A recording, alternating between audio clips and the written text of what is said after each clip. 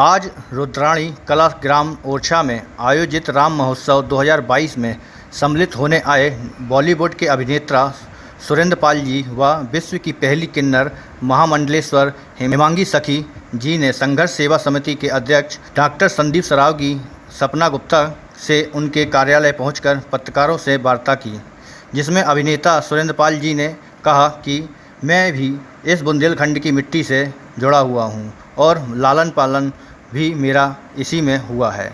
महाभारत से लेकर रामायण जैसे धार्मिक धारावाहिक से लेकर मनोरंजन के एपिसोड शक्तिमान में अहम भूमिका रही है और मुझे जो वीरों की भूमि बुंदेलखंड महारानी लक्ष्मीबाई की जन्मभूमि झांसी धार्मिक भूमि ओरछा में आयोजित राम महोत्सव में आने का अवसर मिला, यह मेरे लिए सौभाग्य का विषय है। वहीं विश्व की पहली किन्नर महामंडलेश्वर हेमांगी सखी ने कहा कि आज का मानव कीचड़ के कमल की तरह अपने स्वरूप को बदले तो वह दुनिया में अपना परचम लहरा सकता है। कमल कीचड़ में खिलकर भगवान के चरणों में समर्पित रहता है, इसी तरह हमें भी कमल की तरह खिलकर वह नेक कार्य करना है। आज मैं झांसी में हूँ और मेरे बेटे और बहू के रूप में डॉक्टर संदीप सराव की व सपना गुप्ता को आशीर्वाद देती हूँ।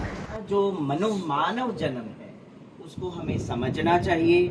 संसार रूपी कीचड़ के अंदर कमल खिलता है, मगर कीचड़ कमल को स्पर्श नहीं कर पाता है और कमल का ऐसा अस्तित्व होता है कि वो सीधा भगवान के चरणों में पड़ता है। तो मैं समाज को कमल का उदाहरण दूंगी।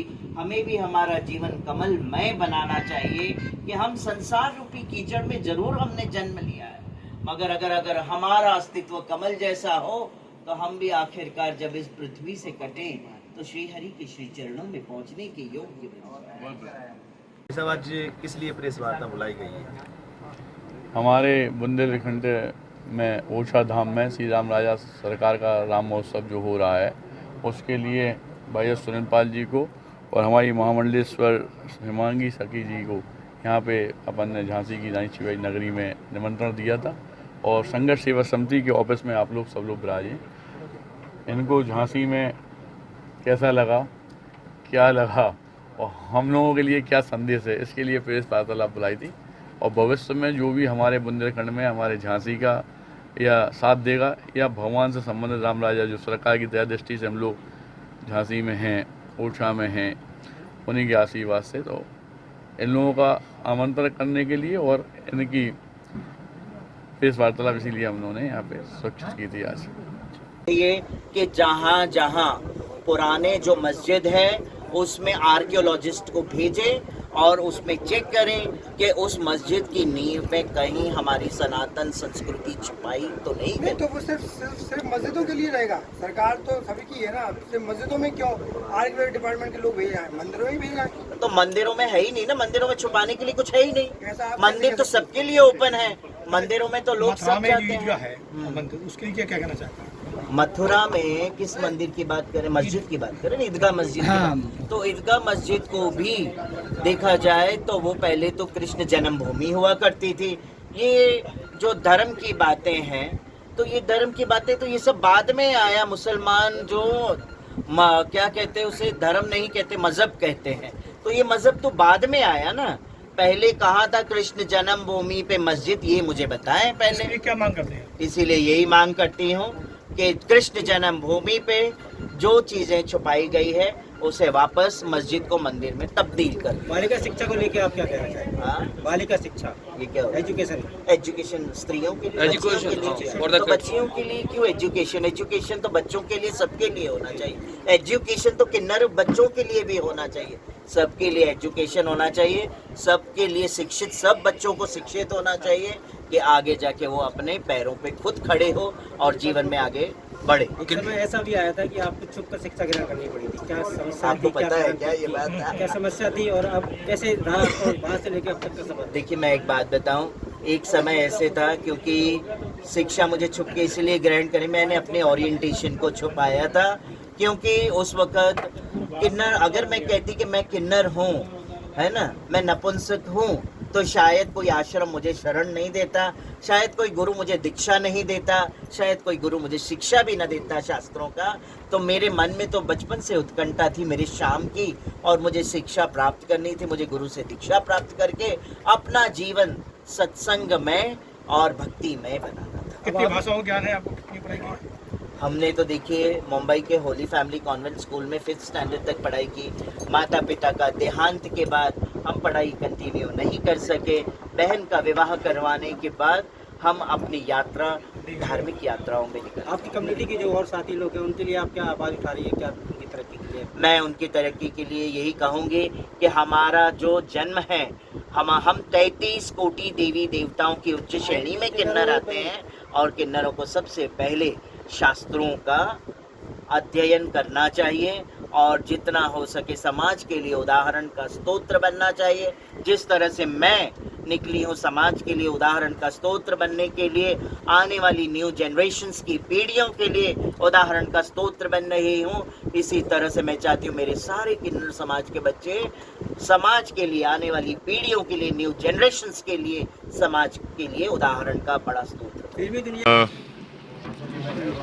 ओरछा आना मेरा सौभाग्य रहा है, और झांसी में मैं आया हूँ। यहाँ संगत सेवा समिति के जो अध्यक्ष हैं हमारे संदीप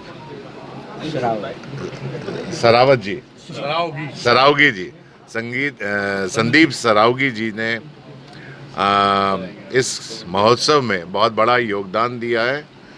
सभी तरह की जो सुविधाएं थीं कलाकारों के लिए, साहित्यकारों के लिए, कवियों के लिए, महामंडलेश्वर के लिए, जितनी सारी सुविधाएं जो थी इन्होंने संगत सेवा समिति ने हम लोगों को प्रदान की हैं।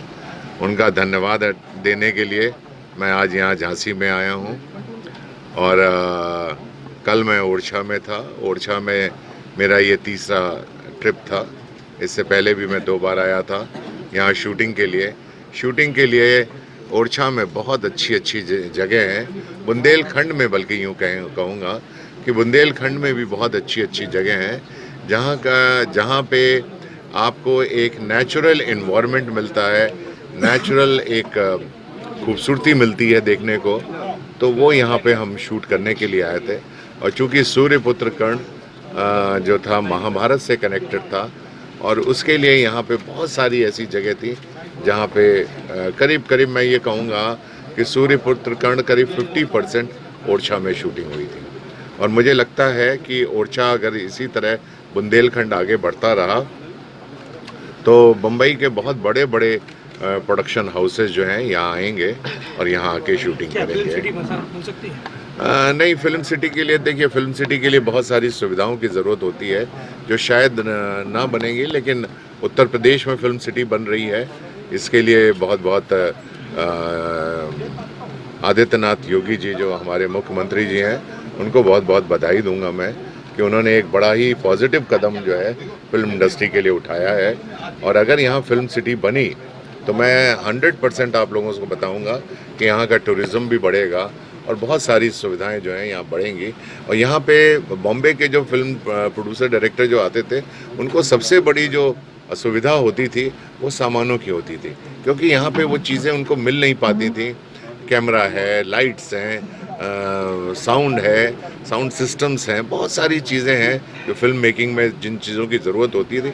लेकिन जब यहाँ पे उत्तर प्रदेश में जब फिल्म सिटी बन जाएगी तो मेरे ख्याल से यहाँ के वो जगह जिनको कि जो अभी तक अछूती हैं, जिनको कि फिल्म इंडस्ट्री के लोगों ने देखा तक नहीं है, वो सारी चीज़ें फिर से यहाँ से देखने को लोगों को मिलेंगी। और एक खूबसूरत नेचर जिसे कहते हैं, एक नेचुरल एनवायरनमेंट जो देखने को मिलेगा वो। झांसी से विनय नगाइच की रिपोर्ट।